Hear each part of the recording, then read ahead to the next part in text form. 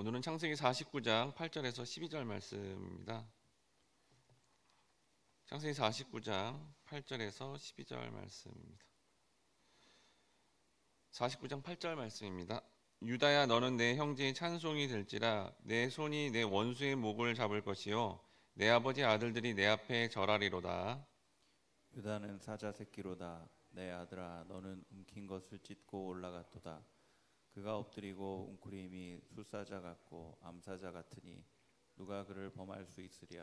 그가 유다를 떠나지 아니하며 통치자의 지팡이가 그 발 사이에서 떠나지 아니하기로 실로가 오시기까지 이르리니 그에게 모든 백성이 복종하리로다. 그의 나귀를 포도나무에 매며 그의 암나귀 새끼를 아름다운 포도나무에 맬 것이며 또 그 옷을 포도주에 빨며 그의 복장을 포도즙에 빨리로다. 12절 같이 읽겠습니다. 그의 눈은 포도주로 인하여 붉겠고 그의 이는 우유로 말미암아 희리로다. 아멘. 할렐루야. 하나님께서 우리를 말씀을 듣고 또 깨달음으로 주님을 찬양하는 자리로 부르셨습니다. 오늘은 예수님을 찬양해야 되는 이유에 대해서 제목으로 말씀을 나눌 때 말씀을 깨달아 더욱더 예수님을 찬양하시길 주님의 이름으로 축원합니다. 창세기 49장 8절 말씀 상반절에 보니까 유다야, 너는 내 형제의 찬송이 될지라 라고 합니다. 원래 여러분, 찬송은 자기 자신이나 사람을 향해 하는 게 아니라 하나님께만 해야 합니다. 그런데 야곱이 12형제 중에 유다를 찬송하라 라고 말씀하고 있습니다. 이렇게 찬송하는 이유는 유다 이름 자체가 찬송이라는 뜻이기 때문입니다. 그럼 여러분, 왜 유다를 이 형제들 중에 형제들이 꼭 찬양해야 될까요? 그 이유가 바로 그 뒤에 나옵니다. 창세기 49장 8절 중반절에 보니까 내 손이 내 원수의 목을 잡을 것이요. 이 그 말씀을 보면 이게 어떤 장면 같죠? 그 영화에서 한 사람이 주인공이 나타나서 악당이 위협하는데 그 주인공이 갑자기 힘을 들여서 악당의 목을 잡고 쫓아버리는 모습이다라는 겁니다. 즉 유다 이후에 유다 지파가 이렇게 이스라엘의 원수들을 물리치는 장면을 보여주고 있다는 겁니다. 실제 유다 지파 안에 다윗은 이렇게 유다 지파로서 전체 지파 중에 가장 강력한 모습으로 동서남북에 있는 모든 이방 민족들을 제압하는 모습을 보여주게 되었고, 이를 통해 다른 지파들이 감사하고 찬양하게 되었다라는 것을 알려주고 있습니다. 또한 궁극적으로 유다 지파로 이 땅에 오셔서 원수 마귀를 다 물리치신 그 바로 예수님을 의미합니다. 우리는 이 땅에서 평안을 누리지 못할 정도로 이 어둠의 세력들이 우리를 유혹하고 두려움을 줍니다. 매일의 삶에 스트레스가 생기고 또 마음이 이렇게 유혹을 받아서 참 힘들죠. 이 죄가 우리를 고통하게 만들며 관계를 깨트리고 자기 욕망만을 확장하며 다른 사람을 도구화합니다. 우리는 이 죄 문제에서 스스로 벗어나기 어렵다라는 겁니다. 그런데 그날에 예수님께서 모든 죄의 문제를 자유케 하신다는 겁니다. 로마서 6장 6절 말씀인데요. 로마서 6장 6절 말씀 같이 읽겠습니다. 시작. 우리가 알거니와 우리의 옛사람이 예수와 함께 십자가에 못 박힌 것은 죄의 몸이 죽어 다시는 우리가 죄에게 종노릇하지 아니하려 함이니. 우리는 이 원죄에서 벗어나지 못하고 이 내면의 옛자에서 벗어나지 못해서 참 죄의 영향력에 살 수밖에 없지만 예수님을 믿을 때 그런 죄의 종노릇에서 완전히 벗어날 수 있다라는 겁니다. 이렇게 예수님은 우리 안에 있는 옛자의 문제를 해결해 주는 것뿐만 아니라 사실은 외부의 어떤 어둠의 세력도 물리쳐 주시기 때문에 우리는 주님을 찬양해야 된다라는 겁니다. 예수님이 복음서에 보면 이 귀신들을 쫓아냈습니다. 즉 주님은 우리 안에 내부의 옛자의 문제뿐만 아니라 이 외부의 어둠의 세력까지도 제압해 주시니 이걸 깨달은 성도는 주님을 찬양할 수밖에 없다라는 겁니다.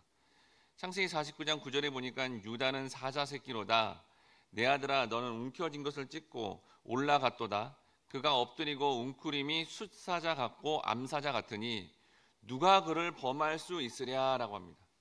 여기 이제 성경에 나오는 사자 새끼는 어떤 사자의 어떤 새끼의 모습이 아니라 젊은 사자로서요. 여러분 동물의 왕국이나 내셔널 지오그래픽 그런데 TV를 보면 이 젊은 사자가 으르렁거리면서 이제 사냥하는 모습을 보여줍니다. 젊은 사자죠. 이 맹수 앞에서 그냥 한번 이렇게 구경이라도 갔다가는 큰일이 날 수밖에 없는 거죠. 이 무시무시한 현장에 강력하게 주님이 어둠의 세력을 제압한다, 통치한다라는 것을 여기서 보여주고 있다는 겁니다. 그래서 요한계시록 5장 5절에 이렇게 말씀합니다. 장로 중에 한 사람이 내게 말하여 울지 말라, 유다 지파의 사자 다윗의 뿌리가 이겼으니 라고 합니다. 여기 다윗의 자손인 예수님이 요한계시록에서 보니까 사자 되셨다라고 그렇게 선언하고 있습니다. 우리 인생에 마치 마귀의 적들에 의하여 낙심되고 힘들 때 성경은 사자 되신 유다 지파가 예수님이 승리하셨다라고 선언하고 있다는 겁니다. 이러한 적들을 예수님이 사자처럼 달려들어 물어 뜯고 찢어 죽인다라고 되어 있다는 겁니다. 그런데 여러분, 성도가 이 세상을 살아가는데 예수님이 도무지 사자처럼 보이지 않습니다. 우리는 예수님보다도 돈과 권력이 꼭 사자 같습니다. 우리는 연약해서 돈과 권세 앞에 벌벌 떱니다. 나보다 힘 있는 자가 말하면 그 앞에서 벌벌 떨 때가 많다라는 겁니다. 그런데 성경만이 세상에서 예수님이 마치 힘없는 어린 양 같지만 말씀을 통해 그가 어린 양이 아니라 사자였다라는 것을 선언하고 있고, 우리는 이 말씀을 정말 믿어버리면 그때 예수님의 능력이 나타나는 것을 경험하게 된다라는 겁니다. 여러분, 이것이 바로 성도의 믿음입니다. 이 땅에서 예수를 믿고 산다는 것은 예수님이 여러분 이 땅에 실제로 왔을 때 어린 양 같은 모습이었어요. 어린 양 같은 모습이었죠. 너무 힘없고 정말 연약한 모습이었다는 겁니다. 그래서 세상의 권세와 부에 눌리고 피해보고 상처받는 모습이 바로 이 땅에 왔을 때 예수님의 모습, 또 이 땅을 살아가는 성도의 모습이라는 겁니다. 근데 유일하게 성경만이 우리가 믿는 그분이 어린 양이 아니라 어둠의 세력을 찢어 죽이는 사자라고 그렇게 선언하고 있다는 겁니다. 그분을 믿는 우리가 이렇게 연약한 존재가 아니라 그분 밑에 사자의 자녀들이다라고 그렇게 선언되어 있다라는 겁니다. 그러나 세상에서는 힘이 없는 모습처럼 보이지만 성경이 그렇지 않다. 바로 그 예수가, 그 예수를 따르는 성도가 사자라고 말씀하는 것을 우리가 성경이 말씀하는 것 자체만으로 믿음으로 반응함으로 말미암아 예수님을 사자라 여기고 우리가 사자의 자녀로서 담대하게 살아감으로 결국 우리의 믿음을 증명한다라는 겁니다. 여러분, 실제로 그렇잖아요. 예수님은 약하신 분이 아닙니다. 근데 왜 약해 보이고 꼭 왜 세상에서 당하는 모습을 보이신 거죠? 바로 우리 때문이라는 거예요, 여러분. 만약에 여러분 예수님이 오늘날의 교회가, 기독교가 늘 힘 있는 모습만 보이고 강력한 권세로만 다스리는 것을 보게 된다면 여러분, 우리의 믿음은 없는 겁니다. 그렇잖아요. 그냥 보이는 권세로 이렇게 누르는 걸 보면서 관찰하는 것이 믿음이 아니라는 거죠. 그러니까 예수님이 이 땅에서 또 이 땅에 살아가는 성도의 모습이 연약해 보이지만 성경만이 연약한 자가 아니야, 바로 사자였어, 원래는 정말 하늘의 권세를 가진 자들이야 라는 것을 우리가 성경 말씀을 통해서만 믿어버리면 우리는 놀랍게 정말 그 믿음 가운데 말씀의 능력을 경험할 수 있고, 실제 성경이 말씀하고 있는 그 예수님의 사자의 권세, 또 이 땅을 살아가는데 우리가 영권을 가지고 강력하게 살 수 있다라는 것을 믿게 된다면 우리는 주님을 찬양하며 살아갈 수 있다라는 겁니다. 그래서 다음과 같이 야곱이 예언을 합니다. 창세기 49장 10절 말씀해 보니까 규가 유다를 떠나지 아니하며 통치자의 지팡이가 그 발 사이에서 떠나지 아니하기를 실로가 오시기까지 이르리니 그에게 모든 백성이 복종하리로다라고 합니다. 여기 규는 지팡이라는 뜻인데요. 여러분, 왕권을 상징하는 작은 지팡이들로 왕들은 이 막대기를 휴대했다고 합니다. 이는 유다 지파의 왕권이 계속 계승된다라고 예언된 것입니다. 실제로 유다 지파 다윗을 비롯하여 남쪽 유다 지파는 그 왕권이 계속 이어지게 됩니다. 여기 실로라는 메시아의 이름이 나오는데 바로 유다의 자손인 예수 그리스도를 의미합니다. 그 왕 되신 주님은 최후에 승리하신다고 합니다. 요한계시록 17장 14절 말씀인데요. 요한계시록 17장 14절 말씀. 그들이 어린 양과 더불어 싸우려니와 어린 양은 만주의 주시요 만왕의 왕이시므로 그들을 이기실 터이요 또 그와 함께 있는 자들 곧 부르심을 받고 택하심을 받은 진실한 자들로 이기리로다라고 합니다. 그런데 아직 세상에서는 이렇게 최후의 승리가 나타나지 않으니까 성도가 헷갈린다라는 겁니다. 하지만 세상에서 진짜 정말 진정한 왕은 예수님밖에 없구나라는 것을 말씀을 통해 우리가 깨닫게 되면 더욱더 그 통치하심을 사모하게 된다라는 겁니다. 우리는 여러분 왜 이 진짜 왕이신 예수님만을 사모하고 통치를 기다리며 찬양해야 될까요? 야곱이 다음과 같이 예언했기 때문입니다. 창세기 49장 11절 상반절에 보니까 그의 나귀를 포도나무에 매며 그의 암나귀 새끼를 아름다운 포도나무에 맬 것이며 라고 합니다. 여러분 나귀는 근동 지방에서 왕이 탔던 동물입니다. 흔히 말은 전쟁을 상징하는 반면 나귀는 평화를 상징하죠. 근데 갑자기 이 나귀를 포도나무에 맨다고 합니다.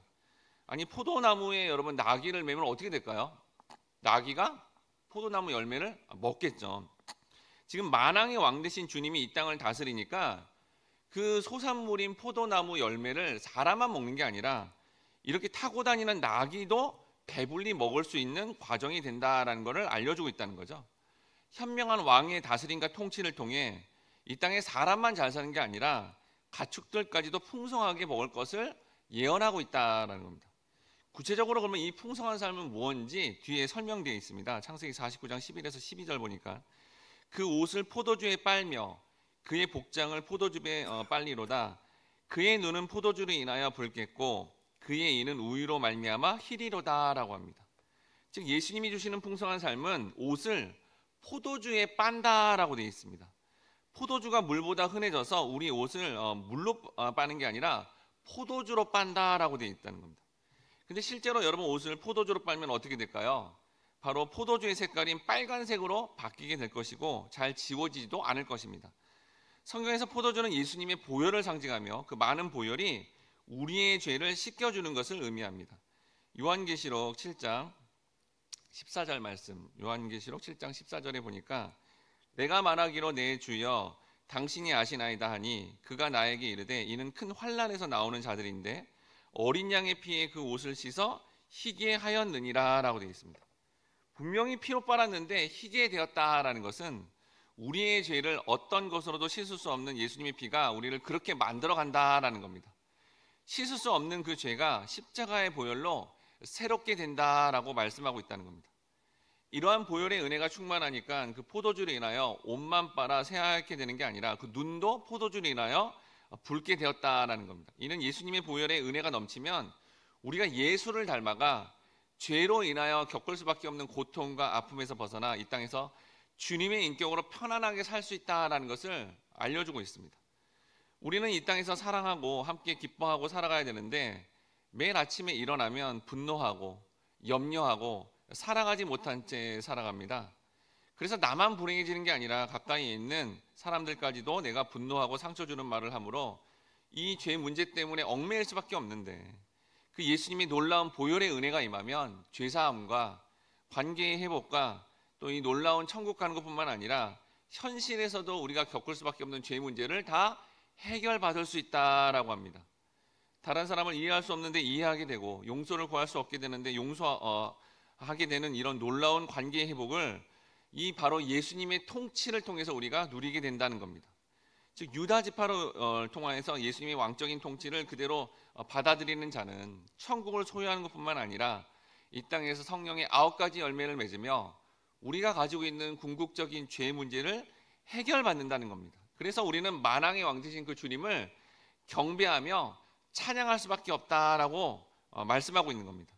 세상의 왕들은 자신의 욕망만을 추구하는데 우리의 진짜 왕이신 유다 지파 되신 예수님은 십자가에서 생명을 바쳐 그 피로 우리를 뿌리심으로 말미암아 우리의 죄값을 다 치르시고 용서해 주심으로 천국 가게 하시니 우리는 이러한 말씀을 통해 정말 깨닫게 된다면 그 주님을 경배하며 더욱더 찬양할 수밖에 없다라는 겁니다. 여러분의 삶에서 이런 말씀을 깨달음으로 유다 지파 되신 예수님을 더욱더 찬양하는 인생들 되시길 주님의 이름으로 축원합니다. 함께 같이 기도하겠습니다. 사랑하는 주님 감사합니다. 우리가 이 땅을 살아가는데 궁극적인 죄 문제를 해결해 주시며 무엇보다도 우리가 예수님이 믿어 이 땅에서 마치 예수님이 살아가신 것처럼 어린 양처럼 맨날 당하고 상처받으며 힘들게 힘겹게 살아가는 것 같은데 오직 성경의 계시의 말씀만이 우리가 그런 어린 양으로만 연약한 자로만 사는 것이 아니라 그날이 되면 우리는 사자의 자녀로서 당당하게 살 수 있는 그런 성경의 말씀 우리가 믿음으로 말미암아 그런 놀라운 하늘의 권세와 그 영권을 가지고 살아갈 수 있는 이 희망을 주시니 감사합니다. 우리 인생 가운데 그런 계시적인 묵시의 말씀을 깨달음으로 말미암아 하늘 소망으로 살아가게 도와주시옵고, 힘겹게 또 어렵게 환난 중에 있는 영혼들을 이러한 말씀으로 위로해 주며 함께 더욱더 유다 지파 되신 주님을 찬양할 수 있는 그런 찬양하는 인생들이 될 수 있도록 함께 하시고 인도해 주옵소서. 감사드리며 예수님의 이름으로 기도드립니다. 아멘. 다음과 같은 기도 제목으로 기도하겠습니다. 주님, 우리 내면의 옛자를 다스려 주시고 외부적인 어둠의 세력과 죽음에서 승리케 하신 주님을 더욱더 찬양하는 인생이 되게 도와주옵소서. 또한 우리가 진정한 왕의 통치를 사모합니다. 주님, 왕 되신 주님이 바로 우리 나라를 다스리기를 원하며 내 공동체를 다스리기를 원하며 내 가정을 다스리기를 원합니다. 주여, 우리나라를 불쌍히 여겨주시사 주님이 원하시는 지도자로 선택해 주시고 이 나라를, 이 민족을 통치해 주시며 이 공동체 서강교회를 통치해 주시고 또 나의 가정을 통치해 주셔서 그 통치 속에 주시는 놀라운 하나님의 그런 결과들을 가지고 더욱더 주님을 찬양하는 우리 가정, 이 공동체, 이 나라, 이 민족이 되게 해달라고